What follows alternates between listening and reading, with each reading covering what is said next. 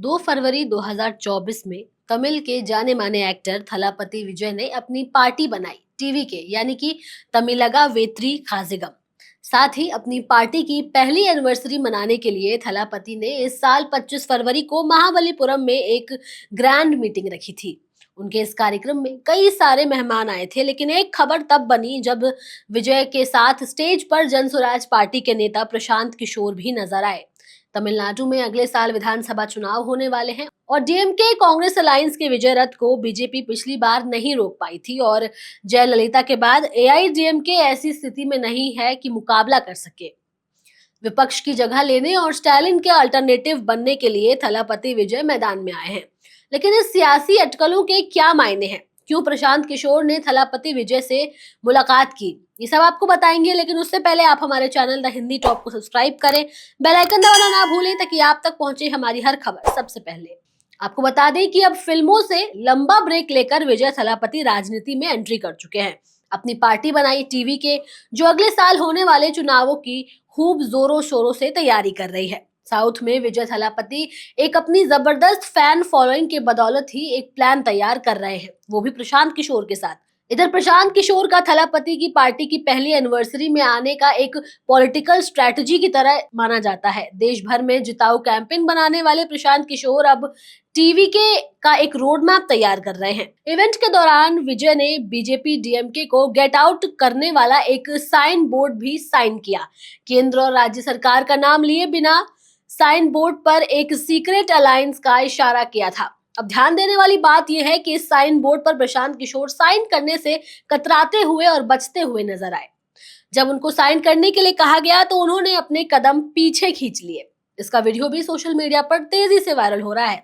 आपको बताते चलें कि प्रशांत किशोर की जब मंच से भाषण देने की बारी आई तो उन्होंने विजय की तारीफ की। इस दौरान उन्होंने ये बात कही कि विजय सिर्फ एक लीडर ही नहीं, तमिलनाडु के लिए एक बड़ी उम्मीद बनकर सामने आए हैं। पीके ने कहा कि वो टीवीके के लिए रणनीति तैयार करने नहीं आए हैं, ना ही राजनीति करने आए हैं और ना ही विजय को उनकी मदद की जरूरत है। उनकी पार्टी की जीत सिर्फ उनके काडर की वजह से ही होगी।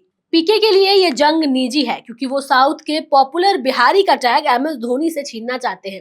अक्सर प्रशांत किशोर को चुनाव जिताने का काम दिया जाता है, लेकिन इस बार वो बिहार में अपनी पार्टी को जिताने के लिए रणनीति बना रहे हैं। कुछ दिन पहले पीके चेन्नई गए थे, वहां उनकी मुलाकात फिर विजय से हुई थी और इस मुलाकात को पीके ने एक कर्टिसी कॉल बताया था। ऐसा माना जा रहा है कि पीके विजय के साथ नई रणनीति चलने के लिए तैयार है। बताते चले कि प्रशांत किशोर अब टीवीके के लिए विशेष सलाहकार की भूमिका निभा सकते हैं। हालांकि इसे लेकर कोई समझौता नहीं हुआ है। वहीं प्रशांत किशोर की टीम के द्वारा इस बात की पुष्टि भी नहीं की जा रही है, लेकिन सियासी गलियारों में हलचल तेज हो गई है कि विजय और पीके में कुछ तो बात जरूर चल रही है। प्रशांत किशोर जो खुद राजनीति में फेल हो चुके हैं और वो विजय के लिए रोड मैप कैसे तैयार कर पाएंगे, ये भी एक बड़ा सवाल खड़ा हो रहा है। राजनीतिक जानकारों का ऐसा मानना है कि प्रशांत किशोर और फिल्म स्टार विजय के बीच मुलाकात हुई है। मुलाकात के राजनीतिक मायने हैं। दो राजनेता जब मिलते हैं तो राजनीतिक मुद्दे पर बात होती है। 2026 में तमिलनाडु में विधानसभा चुनाव है। आगामी चुनावों को लेकर के दोनों के बीच सहमति बनी होगी। प्रशांत किशोर 2025 में बिहार विधानसभा चुनाव लड़ने के लिए तैयारी कर रहे हैं। ऐसे में वो एक्सपोज हो करके किसी दल के लिए काम नहीं कर रहे हैं। पर्दे के पीछे से ही सही प्रशांत किशोर फिल्म स्टार विजय की मदद कर सकते हैं, ऐसा कहा जा रहा है। प्रशांत किशोर की पहचान चुनावी रणनीतिकार के रूप में है। प्रशांत किशोर ने भाजपा समेत कई दलों के लिए रणनीति बनाने का एक काम किया है। नीतीश कुमार का नाम भी उसी सूची में शामिल है। ममता बनर्जी और स्टालिन के लिए भी प्रशांत किशोर एक समय पर काम कर चुके हैं। प्रशांत किशोर ने जगन मोहन रेड्डी के लिए भी रणनीति बनाने में एक अपनी भूमिका निभाई थी, लेकिन इस बार पीके कह रहे हैं कि वो विजय के लिए रणनीति बनाने के लिए नहीं आए हैं। इस दौरान पीके टीवीके के महासचिव आनंद से भी मिले। ऐसा कहा जा रहा है कि पीके की विजय से पुरानी दोस्ती मानी जाती है। तमिलनाडु की राजनीति में कई सारी चीजें एक दूसरे से जुड़ी हुई हैं। दुश्मन का दुश्मन दोस्त होता है। इसी थ्योरी पर एक चर्चा ये भी चलती है कि थलापति विजय की पार्टी टीवीके डीएमके को हराने के लिए एआईडीएमके के साथ अलायंस कर सकती है। शायद एआईडीएमके ने भी प्रशांत किशोर को अप्रोच किया था, लेकिन प्रशांत किशोर ने ये कहते हुए मना कर दिया था कि अब वो पॉलिटिकल स्ट्रेटेजिस्ट का काम नहीं करते हैं और अलग एआईडीएमके आईपैक के साथ काम करना चाहती है तो वो कर सकती है। तमिलनाडु की राजनीति में डीएमके कांग्रेस विरोधी विपक्ष के सामने भयंकर संकट ये है कि सब ही बटे हुए हैं। एक दूसरे के वोट में सेंध लगा रहे हैं। वहीं अर्जुन यादव इसी महीने टीवीके में शामिल हुए थे। इससे पहले वो डीएमके में थे।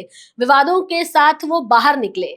विजय ने पार्टी बनाई तो बड़े रोल में अर्जुन सामने आए और प्रशांत किशोर से उनकी पुरानी दोस्ती भी मानी जाती है। अर्जुन यादव इस वक्त डीएमके के साथ और बीजेपी के साथ अलायंस करने का सोच रहे हैं। हालांकि ये अलायंस तभी होगा जब टीवीके को इससे कुछ फायदा दिखेगा। फिलहाल प्रशांत किशोर का विजय से मिलने पर सियासी गलियारों में हलचल तेज हो गई है। देखने वाली बात अब ये होगी कि प्रशांत किशोर, जो खुद का बिहार में वजूद खो चुके हैं और सिर्फ एक राजनीतिक सलाहकार बनकर के ही वो रह गए हैं, उनकी आगे की रणनीति क्या होगी, वो विजय थलापति को कैसे एक रोड मैप तैयार करने में उनकी मदद कर सकते हैं, ये देखने वाली बात होगी। फिलहाल इससे जुड़ी हर अपडेट हम आपको देंगे वीडियो में। इतना ही।